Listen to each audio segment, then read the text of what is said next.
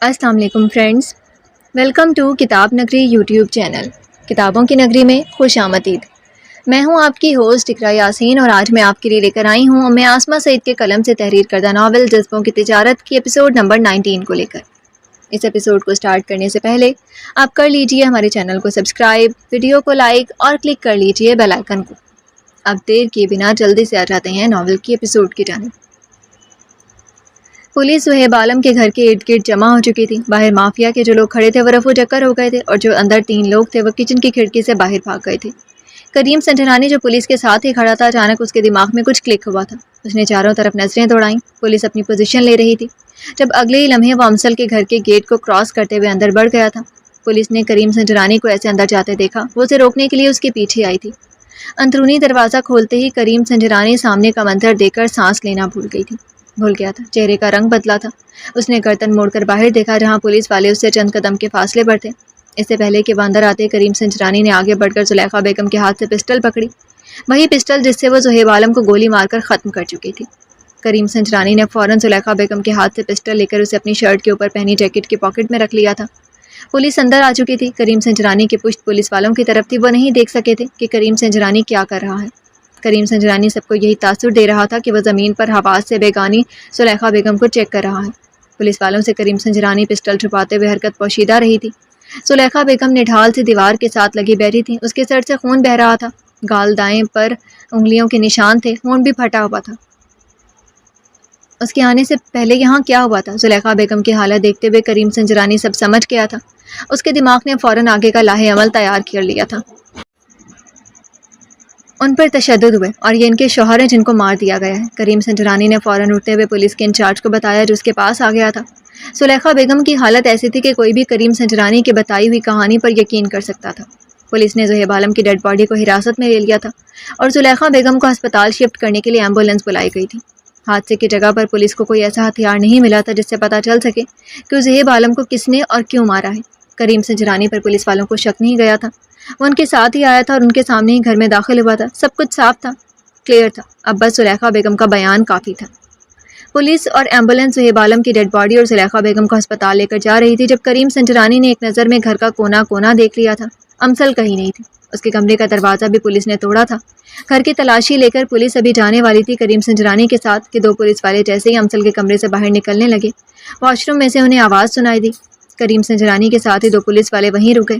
Police والوں نے کریم سنجرانی کی طرف دیکھا اور اگلے 2 منٹ میں وہ پولیس والوں سے بات چیت کر کے ان کو بھیج چکا تھا۔ گھر میں ہونے والا شور اب ماتم میں بدل گیا تھا۔ وحشت ہر طرف چھائی ہوئی تھی۔ امسل، دروازہ کھولو۔ کریم سنجرانی نے واش روم کا دروازہ ناک کرتے ہوئے آواز دی۔ جواب نہیں آیا۔ کریم سنجرانی کے دل میں خدشات ابھرنے لگے، کہیں اس نے آنے میں دیر تو نہیں کر دی۔ امسل، آپ اندر ہو، دروازہ کھولو، سب ٹھیک ہے۔ کریم سنجرانی نے ایک بار پھر کوشش کی لیکن جواب پھر نہیں آیا۔ امسل، میں لاسٹ ٹائم کہہ رہا ہوں دروازہ کھولو، اس کے بعد میں دروازہ توڑ دوں گا۔ کریم سنجرانی کے اس بات پر بھی کوئی جواب نہیں آیا۔ اس کی فکر میں اضافہ ہوا۔ اپنے کندھے کے زور سے اس نے واش روم کے دروازے پر 3 سے 4 بار ضرب لگائی اور دروازے کا لاک ٹوٹتے ہوئے دروازہ کھول دیا گیا تھا اور اندر امسل انوال کو اپنی باہوں میں چھپائے بیٹھی تھی۔ آپ دونوں ٹھیک تو ہیں؟ دروازہ کیوں نہیں کھول رہی تھی؟ کریم سنجرانی آگے بڑھا اور وہیں امسل نے سر اٹھا کر کریم سنجرانی کو دیکھا۔ نیلی آنکھوں میں آنسوؤں کی روانگی تھی۔ ایسی وحشت اور ڈر تھا کہ کریم سنجرانی کا دل ایک پل کو تڑپ گیا تھا۔ پلیز یہ مت کہنا کہ ممی میں یہ نہیں دیکھ سکتی، نہ سن سکتی ہوں، پلیز۔ امسل گولی کی آواز سے ڈر گئی تھی۔ اس کے دل و دماغ میں وسوسے جنم لے رہے تھے۔ وہ اپنی کمزور ماں کو اچھے سے جانتی تھی اور اب بھی وہ اپنے خدشات سے ڈر رہی تھی، حقیقت کا سامنا کرنے سے ڈر رہی تھی، یہ جانے بغیر کہ اس کی باہوں کی پناہ میں انوال اپنے ہوش و حواس میں نہیں رہی تھی۔ کچھ نہیں ہوا، سب ٹھیک ہے۔ انوال؟ کریم سنجرانی نے امسل سے نظریں ہٹاتے ہوئے انوال کی طرف دیکھا اور وہیں امسل کا دھیان انوال کی طرف گیا۔ تھوڑی دیر میں ہی ایک اور ایمبولینس گھر کے باہر تھی۔ انوال کو ہسپتال منتقل کر دیا گیا تھا۔ امسل خاموشی کا لبادہ اڑے کریم سنجرانی کی گاڑی میں ایمبولینس کے پیچھے آ رہی تھی۔ کرسمس کے رنگوں میں فلورنس کے ایک گھر میں خون کی ہولی کھیلی گئی تھی۔ ہر طرف شور کے باوجود ایک وجود کے اندر گہری خاموشی چھا گئی تھی۔ کریم سنجرانی نے بھی امسل سے دوبارہ کوئی بات نہیں کی تھی۔ ہسپتال پہنچ کر امسل اپنی ماں کو ایمرجنسی روم میں بیڈ پر لیٹے دیکھ کر اس کے سانس میں سانس آئی تھی۔ وہ فوراً سے پہلے جا کر زلیخا بیگم سے لپٹ گئی تھی۔ پولیس باہر زلیخا بیگم سے بیان لینے کے لیے کھڑی تھی۔ یہ وہ لمحہ تھا جب کریم سنجرانی کو اپنی زندگی کا سب سے مشکل فیصلہ لینا تھا۔ آج تک وہ حق کے ساتھ کھڑا رہا تھا، لیکن آج کسی کو حق دلانا تھا، وہ چاہے کسی بھی صورت میں کیوں نہ ہوتا، چاہے وہ قانون کی آنکھوں میں دھول جھونک کر ہی ہوتا۔ وہ جانتا تھا کہ زلیخا بیگم سچ بولیں گی اور پھر اٹلی کی جیل میں وہ اپنی باقی کی ساری زندگی گزار دیں گی۔ ایک ظالم سے اپنی بیٹیوں کو بچا کر وہ ان پر ایک اور ظلم کرنے والی تھی۔ امسل، اب آپ انوال کے پاس چلی جائیں، مجھے ان سے بات کرنی ہے۔ کریم سنجرانی کی دھیمی آواز سن کر امسل نے اپنی آنکھوں سے آنسو صاف کیے۔ ڈیڈ کہاں ہیں؟ یہ دوسرا مشکل لمحہ تھا کریم سنجرانی کے لیے، جو سوال امسل اس سے پوچھ چکی تھی۔ مجھے ماجی سے بات کرنے دیں، میں آپ کو پھر ساری تفصیل بتاتا ہوں، پلیز آپ انوال کے پاس چلی جائیں۔ کریم سنجرانی پولیس کے اندر آنے سے پہلے ہی زلیخا بیگم کو وہ بیان دینے کا کہنا تھا جو وہ سوچ چکا تھا۔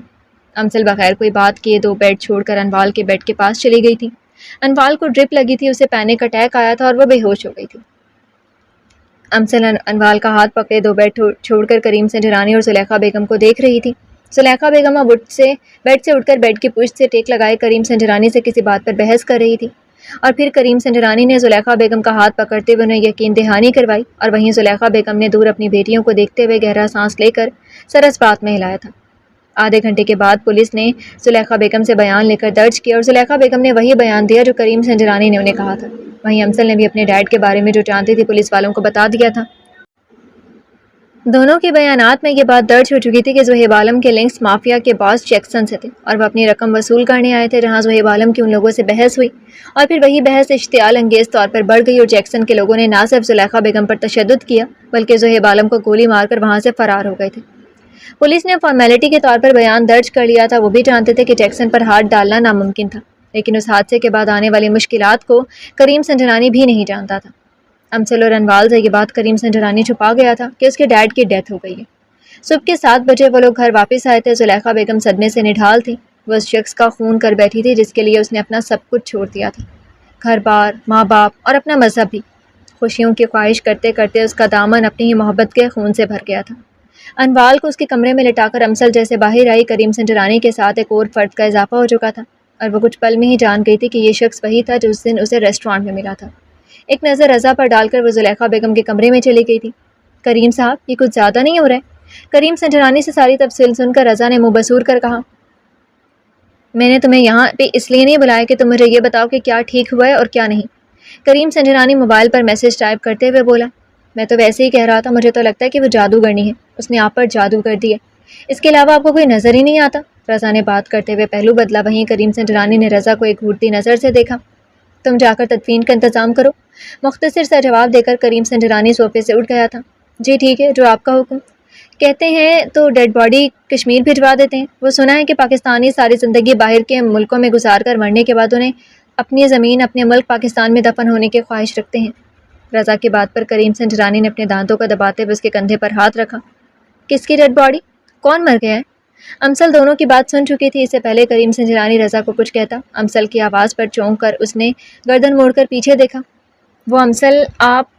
کریم سنجرانی ابھی لفظوں کا چناؤ کر ہی رہا تھا کہ رضا بول پڑا، آپ کے ڈیڈ کی، اس حادثے میں آپ کے ڈیڈ کو گولی لگی تھی۔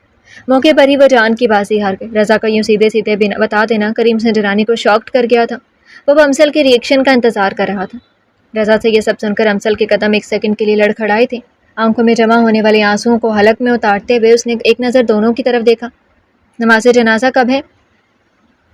امسل کا جذبات سے آری لہجہ سن کر کریم سنجرانی نے گہرا سانس لیا۔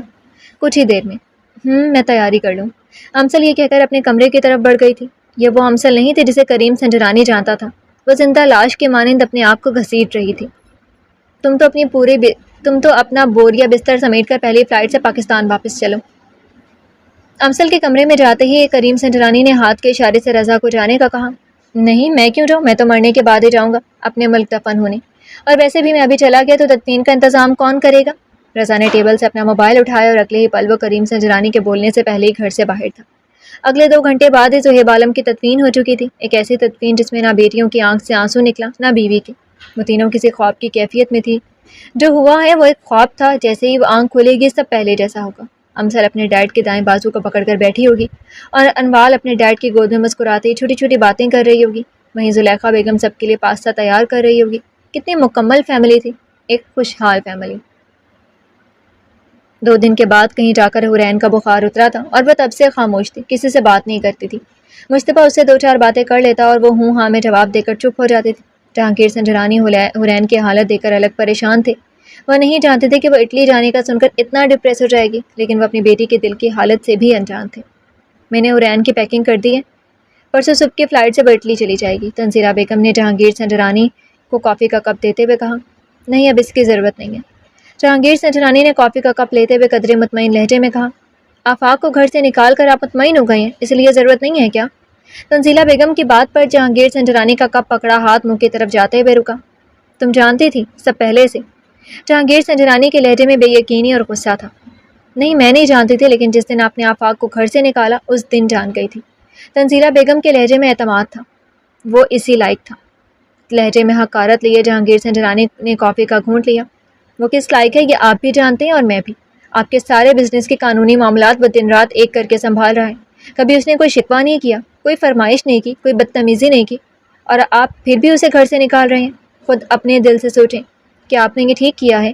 اگر آپ ایسا ہی کرتے رہے تو ایک دن اکیلے پڑ جائیں گے۔ پہلے کریم گیا، اب آفاق چلا گیا، حورین کو بھی میں بھیج رہی ہوں، باقی آپ کے پاس کیا رہ جائے گا؟ ہاری بھی کسی دن ایسے ہی چلا جائے گا تو کیا کریں گی آپ؟ تنزیلہ بیگم کی بات سن کر جہانگیر سنجرانی کے ماتھے کی رگیں پھول گئی تھی۔ تم حد سے بڑھ رہی ہو تنزیلہ بیگم، جہانگیر سنجرانی نے غصہ ضبط کرتے ہوئے کہا۔ جب بات میرے بچوں پر آئے گی تو میں ہر حد سے بڑھ جاؤں گی، یہ بات آپ بھی سن لیں۔ اور ہاں، میرے نزدیک آفاق سے بڑھ کر کوئی میری بیٹی کا خیال نہیں رکھ سکتا۔ مجھے اس میں کوئی اعتراض نہیں، نظر نہیں آتا۔ وہ ہمارا خون نہیں، پھر بھی اتنا خیال رکھتا ہے سب کا۔ ہماری بیٹی ہماری آنکھوں کے سامنے رہے گی، اس سے زیادہ مجھے کیا چاہیے؟ تنزیلہ بیگم کا لہجہ دھیما اور نرم تھا۔ وہ جہانگیر سنجرانی کو اچھے سے جانتی تھی، وہ کبھی غصے سے بات ماننے والوں میں سے نہیں تھے۔ بس بہت ہو گیا، جاؤ یہاں سے۔ اور میں اپنی بیٹی کی شادی ایک 30 سال کے مرد سے نہیں کروا سکتا جو میری بیٹی سے 12 سال بڑا ہے، اور سوسائٹی والوں کی باتیں الگ۔ جہانگیر سنجرانی کہتے ہوئے کرسی سے اٹھ گئے۔ جہاں بات اپنے بچوں کی خوشیوں کی آ جائے وہاں زمانے کو نہیں دیکھا جاتا جہانگیر صاحب، اور آپ کی بھول ہے کہ میں آپ کو اپنے بچوں کی خوشیوں میں رکاوٹ ڈالنے دوں گی۔ اگر آپ نے ایسا کیا تو میں اپنے بچوں کو لے کر یہ سنجرانی ہاؤس چھوڑ دوں گی۔ تنزیلہ بیگم کرسی سے اٹھتے ہوئے اپنے کندھوں پر پڑی شال کو ٹھیک کرتے ہوئے اعتماد کے ساتھ باہر کی طرف قدم بڑھائے تھے۔ وہ اسی دن سوچ چکی تھیں کہ وہ اپنے بچوں کی خوشیوں کے لیے لڑیں گی، جس دن جہانگیر سنجرانی نے تنزیلہ بیگم کو گھر سے نکل جانے کا کہا تھا۔ وہ ماں تھی، وہ حورین کی آنکھوں میں وہ دکھ دیکھ سکتی تھی جو وہ سب سے چھپا رہی تھی۔ تنزیلہ بیگم کے جاتے ہی جہانگیر سنجرانی کرسی پر ٹھہر سے گئے تھے۔ یہ بات تو وہ بھی اچھے سے جانتے تھے کہ تنزیلہ بیگم کے ساتھ بچوں کی وابستگی ان سے زیادہ تھی، اور وہ حورین اور مجتبیٰ کے ساتھ کریم، آفاق اور حارث کی جس طرح پرورش کی تھی، کوئی اور ہوتی تو یہ گھر اور جہانگیر سنجرانی کو کب کا چھوڑ کر جا چکی ہوتی۔ کیا سوچ رہی ہے میری بیٹی؟ تنزیلہ بیگم نے حورین کے کمرے میں آتے ہوئے اسے بیڈ پر خود کو بازوؤں کے سار میں موجود پا کر کہا۔ کچھ نہیں مامی، جواب اداسی سے دیا گیا تھا۔ حورین میں نے تمہاری پیکنگ کر دی ہے، پرسوں صبح تمہاری فلائٹ ہے۔ تنزیلہ بیگم کی بات پر حورین نے بے بسی سے ماں کی طرف دیکھا۔ تمہیں اپنی ممی پر یقین ہے نا؟ تنزیلہ بیگم کی بات پر حورین نے سر جھکا لیا۔ تو پھر میں کہہ رہی ہوں کہ سب ٹھیک ہو جائے گا، تم فکر مت کرو۔ بس یہ سمجھو تم اپنی چھٹیاں منانے جا رہی ہو، خوب انجوائے کرنا اپنے کریم بھائی کو تنگ کرنے کے علاوہ۔ تنزیلہ بیگم کی بات پر حورین نے تنزیلہ بیگم کی طرف حیرت سے دیکھا۔ ایسے کیا دیکھ رہی ہو؟ تمہارے ڈیڈ کا غصہ تمہیں پتہ ہے نا، تو ابھی انکار کرنا مناسب نہیں ہے۔ تم بس 1-2 ہفتے کے لیے چلی جاؤ، پھر اپنے بھائی کریم کے ساتھ واپس آ جانا۔ اگر وہ نہیں آنا چاہے تو میں آفاق کو بھیج دوں گی، تم اس کے ساتھ آ جانا۔ تنزیلہ بیگم بیٹی کا مان رکھنا جانتی تھی، وہ وقت سے پہلے کوئی ایسا قدم نہیں اٹھانا چاہتی تھی جس سے اس کی بیٹی کے چہرے پر مسکراہٹ چھن جائے اور آفاق ایک ماں کی ممتا سے محروم ہو جائے۔ وہ یہ بھی جانتی تھی کہ آفاق کوئی ایسا قدم نہیں اٹھائے گا جو حورین اور سنجرانی فیملی کے لیے شرمندگی کا باعث ہو۔ تنزیلہ بیگم کی بات سن کر حورین کے چہرے پر سکون کی لہر دوڑ گئی تھی، آنکھیں چمک گئی تھی، اور اس نے تو یہ سوچا بھی نہیں تھا کہ آفاق بھی تو اٹلی جا سکتا ہے، اور وہ بھی کریم سنجرانی کے کہنے پر۔ ممی تھینک یو سو مچ، لیکن میں صرف 1 ہفتے کے لیے جاؤں گی، حورین نے ماں کے گلے میں بازو ڈالتے ہوئے کہا۔ ٹھیک ہے، جیسے تمہاری مرضی۔ اب کمرے سے باہر نکلو، اپنی تیاری کر لو، مجھے تو جو سمجھ میں آئی میں نے بیگ میں رکھ دی ہے۔ تنزیلہ بیگم حورین کا ماتھا چومتے ہوئے بولی۔ اوکے مائی سویٹ مامی۔ حورین کا کھلتا چہرہ دیکھ کر تنزیلہ بیگم کے چہرے پر مسکراہٹ چھا گئی۔ کریم سنجرانی سب کاموں سے فری ہو کر زلیخا بیگم کو بتا کر رضا کے ساتھ امسل کے گھر سے باہر نکلتے ہوئے اپنی گاڑی کی طرف بڑھا۔ وہیں دور کھڑا بلیک کار میں موجود شخص کریم سنجرانی کے گھر سے نکلنے کا انتظار کر رہا تھا۔ رضا نے گاڑی کا دروازہ کھولتے ہوئے گردن موڑ کر دور کھڑی اس گاڑی کو دیکھا۔ کریم سنجرانی گاڑی میں بیٹھ گیا تھا۔ رضا کی آنکھیں ہمیشہ چاروں اطراف میں دیکھتی تھیں، اور ابھی وہ اس خطرے کو جان گیا تھا جو اب ان کے پیچھے آنے والا تھا۔ کیا ہوا رضا؟ کریم سنجرانی نے رضا کے ماتھے پر پڑتے بل کو دیکھتے ہوئے کہا۔ لگتا ہے کہ آپ کی مہربانیوں کا صلہ آپ کے پیچھے لگے ہے۔ رضا کی بات پر کریم سنجرانی نے سائڈ مرر سے اس گاڑی کو دیکھا۔ بس ایک گاڑی؟ مجھے لگا تھا کہ 3-4 تو ہوں گی۔ آخر کریم سنجرانی کو شاباش تو دینے کے لیے اتنی گاڑیاں ہونی چاہیے۔ کریم سنجرانی کی بات پر رضا کا کہکہا بلند ہوا تھا۔ تو پھر کیوں نہ فلورنس کی سڑکوں کی سیر کی جائے کریم صاحب؟ رضا نے کہتے گاڑی سٹارٹ کی۔ ضرور، ویسے بھی آج سورج نکلا ہے، برف پگھل رہی ہے، آنکھ مچولی کھیلنے کا مزہ آئے گا۔ کریم سنجرانی کے بات پر رضا نے گاڑی کی رفتار بڑھاتے ہوئے گاڑی مین روڈ پر لے گیا تھا۔ وہی بلیک کار مسلسل کریم سنجرانی کی گاڑی کا پیچھا کر رہی تھی۔ کریم سنجرانی نے امسل کے گھر کے باہر سیکیورٹی کے لیے رکھے لوگوں کو کال پر الرٹ رہنے کا کہہ دیا تھا۔ وہ جانتا تھا کہ جیکسن سے وہ پنگا لے چکا ہے اور وہ اب اس پر یا امسل پر جوابی کارروائی ضرور کرے گا۔ سڑکوں پر گاڑی بھگاتے ہوئے 1 گھنٹہ ہو گیا تھا اور وہ کار مسلسل کریم سنجرانی کی کار کا پیچھا کر رہی تھی۔ بہت ہی کوئی ڈھیٹ ہے، رضا نے بیک ویو مرر سے دیکھتے ہوئے کہا۔ گاڑی کی رفتار تیز کر کے سلو کرو ذرا۔ کریم سنجرانی کو کچھ شک ہوا تھا۔ رضا نے گاڑی کی رفتار کو تیز کرتے ہوئے اچانک سلو کیا۔ وہیں پیچھے آنے والی کار نے بریک لگانے کے بجائے گاڑی کو دوسرے روڈ پر چڑھا دیا تھا۔ یہ جیکسن کے بندے نہیں ہیں۔ کریم سنجرانی کی بات پر اتفاق کرتے ہوئے رضا نے گاڑی کو بریک لگائی۔ جیکسن کے بندے ہٹ اینڈ رن کرتے ہیں، یہ کوئی اور ہے، کوئی پکا کھلاڑی۔ یہ تو وہ دونوں بھی جانتے تھے کہ یہ طریقہ ایک کار ریسر ہی جانتا ہے، راستہ بدلنے کا۔ اور یہ کون تھا جو کریم سنجرانی کو جانتے ہوئے بھی اس کا پیچھا کر رہا تھا؟ جی تو فرینڈز، کیسے لگے آپ کو آج کے ایپیسوڈ؟ کمنٹ سیکشن میں ضرور بتائیے گا۔ پھر حاضر ہوں گے ناول کے نیکسٹ ایپیسوڈ کے ساتھ، تب تک کے لیے اجازت دیجیے۔ شکریہ، اللہ حافظ۔